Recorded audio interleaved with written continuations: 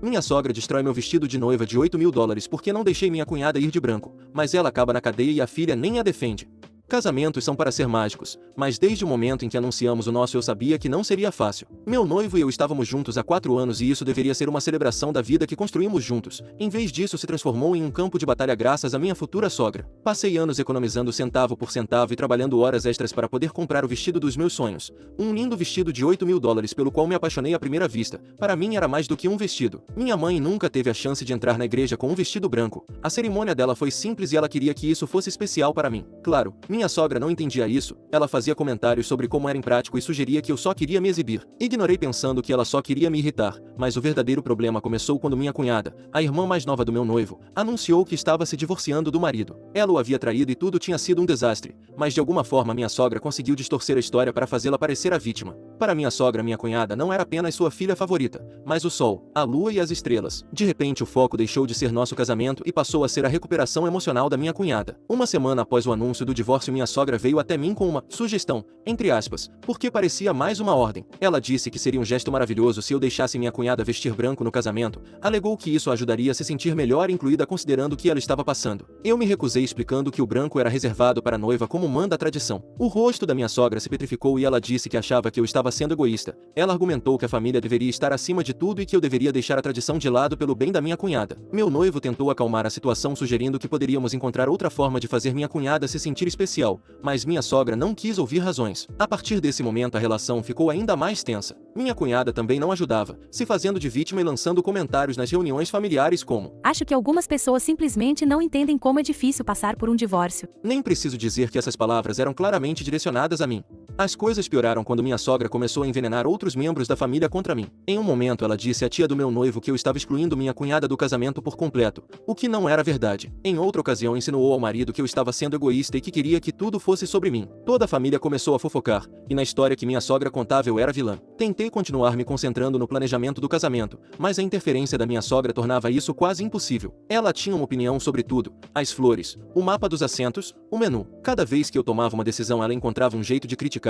Ela até tentou convencer meu noivo de que não precisávamos de uma cerimônia tão elaborada e que deveríamos simplesmente fugir. Ele não concordou, mas a insistência dela estava começando a afetá-lo. Então, chegou um jantar em família. Minha sogra voltou a tocar no assunto da minha cunhada vestir branco, desta vez na frente de todos. Ela disse que era uma pena que eu não pudesse ser mais compreensiva com o que minha cunhada estava passando. Ela até sugeriu que eu estava agindo por ciúmes. Eu não podia acreditar no que estava ouvindo. Lembrei a ela que era meu casamento, como disse tantas vezes, e que minha decisão já estava tomada. Minha sogra disse que se eu realmente me importasse com a família não seria tão rígida. Minha cunhada começou a chorar dizendo que se sentia indesejada e excluída. O quarto ficou em silêncio enquanto todos olhavam para mim esperando minha reação. Foi então que meu noivo interveio e disse à mãe dele que era injusto me colocar nessa posição. Ele disse que eu tinha sido mais que razoável e que minha sogra deveria respeitar nossos limites. A resposta da minha sogra foi dramática para dizer o mínimo. Ela olhou para nós e disse que se não estávamos dispostos a ceder iríamos nos arrepender. Depois disso tudo piorou. Minha sogra começou a mover os pauzinhos pelas minhas costas. Vários fornecedores cancelaram seus serviços de repente alegando mal-entendidos. Eu sabia que minha sogra estava por trás disso. Ela tinha assumido o controle como se fosse a organizadora do casamento sem meu conhecimento. As flores foram enviadas para o endereço errado e o pedido do bolo foi misteriosamente alterado.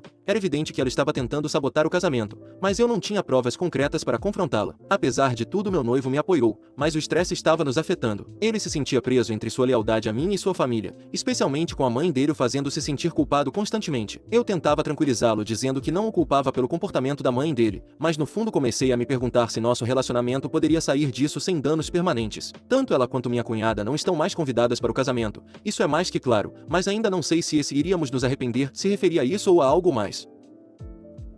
Atualização: 2 dias antes do casamento, o que deveria ser uma noite tranquila com tudo pronto e preparado, eu pensava que poderia relaxar um pouco e aproveitar o que estava por vir, mas se transformou em um pesadelo que me assombrará para sempre. Cheguei ao local do casamento com a intenção de fazer um último passeio e garantir que tudo estivesse em seu lugar. Os funcionários do buffet estavam terminando a instalação e o florista tinha ido embora há 1 hora. Meu vestido de noiva estava guardado em segurança em um quarto designado. Levei anos para economizar para aquele vestido e era tudo o que sempre sonhei. Renda delicada, um corpete justo e uma cauda longa e elegante que parecia interminável. desconfortável. Só de pensar em vesti-lo me enchia de emoção e orgulho. Ao me aproximar do quarto, notei que a porta estava entreaberta. Eu me lembrava perfeitamente de tê-la trancado mais cedo naquele dia. Meu coração começou a disparar enquanto eu empurrava a porta apenas para me deparar com uma cena de filme de terror. Lá estava meu lindo vestido agora reduzido a um monte de tecido em frangalhos no chão. O corpete estava completamente rasgado, a renda despedaçada, e manchas vermelhas, possivelmente vinho, estavam espalhadas por todo o material branco, o deixando completamente inutilizável. Chamei a segurança do local para reclamar do meu vestido. O guarda parecia tão chocado quanto eu e murmurou algo sobre verificar as gravações das câmeras de segurança do corredor. Passamos uma hora enquanto o guarda rebobinava. Em um momento vemos no vídeo a pessoa que me ameaçou cumprindo a parte do "você vai se arrepender". Lá na tela em preto e branco estava minha futura sogra entrando no local com uma bolsa grande. Ela saiu menos de 20 minutos depois, toda agitada e corada. Quando voltei ao quarto, meu noivo já estava a caminho depois de um telefonema de pânico que fiz. Mostrei a ele meu telefone com a gravação da mãe dele fazendo tudo isso. Ele olhou algumas vezes e disse que ele mesmo cuidaria disso e que eu não me preocupasse. Ele saiu para fazer uma ligação, mas eu podia ouvir do corredor porque ele estava gritando muito alto. Saí para o corredor e minha sogra também estava gritando do outro lado da ligação, então pude ouvi-la. Ela disse: Ela mereceu. Aquela garota não tem respeito por esta família. Talvez agora ela aprenda que não se morde a mão que te alimenta. Tirei o telefone do meu noivo e disse a ela que o que ela tinha feito teria consequências. Ela respondeu que eu tinha provocado isso ao me recusar a permitir que sua filha, sua pobre e desolada menina, tivesse um momento de escapismo da vida dela no meu casamento. E antes de terminar a ligação ela disse: Nenhum homem vai querer se casar com uma mulher que nem sequer respeita os sogros. Meu noivo estava fora de si, andando de um lado para o outro enquanto tentava decidir o que fazer. Eu podia ver que ele estava arrasado com a situação. Ele me amava, mas também estava lidando com o fato de que sua mãe estava arruinando tudo por apenas querer estar certa. Ele me assegurou várias vezes que estaria do meu lado não importa o que acontecesse, mas estava muito magoado. Para piorar a situação, fui conversar com minha cunhada já que ela não atendia as ligações. Quando a confrontei e perguntei se ela sabia de alguma coisa ou se estava envolvida, ela se recusou a olhar nos meus olhos. A falta de resposta foi suficiente para eu saber que ela não era completamente inocente. Apesar da minha devastação, eu sabia de uma coisa com certeza: não ia deixar que isso arruinasse meu casamento. A ideia de dar à minha sogra a satisfação de ter destruído meu grande dia era insuportável. Meu noivo, abençoado seja, entrou em ação imediatamente. Ele reuniu nossos amigos e familiares mais próximos, explicou a situação e pediu ajuda. A notícia se espalhou rapidamente e em menos de uma hora eu tinha um pequeno exército de entes queridos determinados a salvar o dia. Ligamos para todas as lojas de noivas num raio razoável. Amigos procuraram vestidos de segunda mão online e se ofereceram para buscá-los. Alguns fornecedores que souberam o que aconteceu se ofereceram para ajustar seus horários para ajudar com as mudanças de última hora. E até a mãe da minha madrinha ofereceu seu próprio vestido de noiva que ela havia guardado com carinho por décadas. À medida que as horas passavam, o clima mudou do desespero para a esperança de que o casamento ainda aconteceria. O melhor de tudo foi ver quantas pessoas estavam preocupadas conosco e com meu casamento, tentando ajudar de todas as formas possíveis. Percebi que, embora minha sogra tentasse me derrubar, havia muito mais pessoas me levantando. Finalmente, nas primeiras horas da manhã, encontramos uma solução. Uma dona de loja que soube da minha história se ofereceu para me emprestar um vestido deslumbrante de sua coleção. Não era meu vestido dos sonhos, mas era lindo e me serviu perfeitamente. Sei que minha sogra fez o melhor que pôde e não conseguiu. Ela deu seu melhor golpe e não conseguiu me derrubar. Talvez seja a hora de eu dar o meu, mas vou fazê-lo esperar até depois do casamento. Isso é o mais importante para mim agora. Atualização 2. Amanhã depois do casamento era para eu estar aproveitando meu novo matrimônio, mas em vez disso começou com minha vingança contra minha sogra. Embora eu não chamasse assim, diria que foi colocá-la em seu lugar. Após o caos da noite anterior, meu marido e eu decidimos que já era o bastante. Precisávamos dar um basta na minha sogra, que estava completamente descontrolada e sem limites. Fomos cedo à delegacia de polícia munidos das gravações de segurança e declarações dos funcionários do local. Era quase patético acusar minha sogra de um ato assim porque eu estava diante de um oficial que anotava minha declaração sobre o que minha sogra fez pouco antes do meu casamento. Felizmente o oficial me garantiu que levariam o assunto a sério, afinal, tratava-se de um vestido de $8.000. Em questão de horas minha sogra foi levada para interrogatório. Eles poderiam ter apenas registrado minha declaração e não feito nada. Nem sempre a justiça age, mas neste caso fizeram tudo como devido. Recebemos muitas mensagens da família, algumas boas e outras nem tanto. Sabe como é? Há os que acham que fizemos certo e os que vão defender minha sogra. O que vale mencionar é que minha cunhada não disse absolutamente nada sobre a mãe dela. Não sei se esperávamos que ela ao menos a defendesse ou tentasse minimizar o que ela fez. A polícia está investigando por um ato criminoso, no qual ela está envolvida, já que tudo começou com a ideia de que ela vestisse branco no meu casamento. Mais tarde naquele dia minha sogra foi oficialmente acusada de destruição de propriedade. Ela foi liberada pouco tempo depois, mas não perdeu tempo em querer mudar a história do que aconteceu. Naquela mesma noite convocou uma reunião de família exigindo que todos a ouvissem. Como a maioria dos parentes morava perto, meu marido e eu concordamos em comparecer cientes de que era uma oportunidade de esclarecer as coisas. A reunião aconteceu na casa da minha sogra. Estávamos entrando na Cova do Lobo, mas era lá que precisávamos explicar nossa versão antes que o lobo a mudasse. Quando chegamos, minha sogra estava sentada à cabeceira da mesa. O quarto estava cheio de parentes. Minha cunhada também foi convidada, mas permaneceu em silêncio. Minha sogra não perdeu tempo e lançou sua investida. Primeiro me acusou de ser vingativa, dizendo que não perdia a oportunidade de humilhá-la. Ela admite que destruiu o vestido, mas foi apenas um momento de fraqueza motivado pelo amor à sua família. Ela estava toda compungida enquanto dizia que se cegou para ajudar sua filha, que estava passando por um momento difícil após perder o casamento, e que um casamento era a pior lembrança para ela também. Além disso, que o pedido dela era ínfimo comparado à ideia de eu ter adiado o casamento, algo que deveria ter partido de mim sem que ela precisasse pedir. Então o mínimo que eu deveria ter feito era dar isso à minha cunhada. Eu devia isso a ela. Meu marido foi quem falou. Enquanto me fazia sinal para deixá-lo conduzir a situação, ele sabia que eu ia responder algo bem ruim, mais perto do que meu marido disse. Acho que teria sido um elogio para minha sogra, na frente de todos os familiares. E quando digo todos, eram todos mesmo. Ele disse que a irmã dele só estava passando pelo fim do casamento porque eu tinha traído com outro homem que não era o marido dela. Depois disse que ela não devia encher a boca para dizer que eu tenho que aprender uma lição, porque nem ela nem a irmã estavam aprendendo a lição mais importante, que trair em um casamento significa a destruição dele. Então a irmã não devia ser recompensada por isso de forma alguma. A única coisa que ela teria que ter feito era simplesmente comparecer ao casamento de boca fechada. Enquanto a mãe dela lembrava de que ela destruiu o que meu marido e eu estávamos construindo com a sua leveza de escolhas. Mas em vez disso, a mãe dela defendia tanto isso que agora ele estava pensando se não deveria fazer um exame de DNA. Minha sogra não sabia como escapar porque tinha se sentado numa área estratégica do quarto para ter o protagonismo. E agora esse protagonismo estava pesando para ela. Então começou a fingir lágrimas quando acusou de ter virado as costas para a própria mãe. Ela apontou o dedo para mim para dizer que tudo aquilo que ele disse não sentia, e que com certeza eu passei a noite inteira envenenando a cabeça dele contra a mãe dele. Eu disse à minha sogra: Nós passamos a noite inteira fazendo coisas, mas nada disso. O quarto explodiu em caos, as vozes se elevaram, mas dependendo de onde você escutasse, uns falavam de uma coisa, outros de outras. E então, no meio dos gritos, minha cunhada finalmente falou. Ela admitiu que sabia do plano da minha sogra, disse que tinha tentado fazê-la mudar de ideia, mas que não queria traí-la contando a verdade. Não fiquei feliz com a confissão, não agora. A reunião terminou em desastre. Alguns parentes foram embora furiosos porque estavam vendo do que a maldade da minha sogra era capaz. Outros ficaram para consolá-la porque uma pobre velhinha como ela não pode estar sofrendo isso. Agora, meu marido e eu fomos embora porque não havia espaço no quarto com tanto senso de direito junto. Ainda estamos seguros de que a denúncia se mantém e irá até o final. Se a minha sogra não gosta disso, então deveria ter pensado nas consequências antes de cometer vandalismo. Ela não é uma criança de 7 anos, é uma frágil velhinha, como a chamaram seus defensores, de 58 anos. Uma criança é castigada sem deixá-la ver televisão. Esta frágil velhinha com uma denúncia. As coisas são assim. Atualização 3. Uma semana após o casamento, enquanto nos acostumávamos com nossa nova vida, recebi um telefonema inesperado. Era meu sogro. O som da voz dele, tão educado e comedido, fez meu sangue ferver. Ele estava tentando consertar as coisas na família dele, mas na verdade queria que nós deixássemos para lá essa história da minha sogra. Ele começou com cautela, dizendo que esperava que eu estivesse bem. O tom dele era neutro, mas reservado, como se estivesse tentando pisar em ovos. Eu mal conseguia conter minha frustração e respondi friamente que estava bem antes de perguntar diretamente o que ele queria. Houve uma longa pausa. Pude ouvi-lo limpar a garganta, como se estivesse procurando a melhor maneira de dizer o que vinha a seguir. Então ele disse que queria pedir desculpas pelo comportamento da esposa dele, admitiu que as coisas tinham saído do controle e aceitou que queria consertar. Não fiquei nada feliz com o telefonema dele porque ele era uma das pessoas que apoiaram inicialmente minha sogra, embora não fosse o mais vocal. Também não compareceu ao casamento. Eu não ia me segurar só porque o marido da velhinha frágil tinha me ligado, mesmo que ele também fosse, com apenas 2 anos a mais que minha sogra. Ele esteve presente o tempo todo observando enquanto sua esposa e filha me atormentavam sem fazer absolutamente nada para impedi-las. Nunca interveio.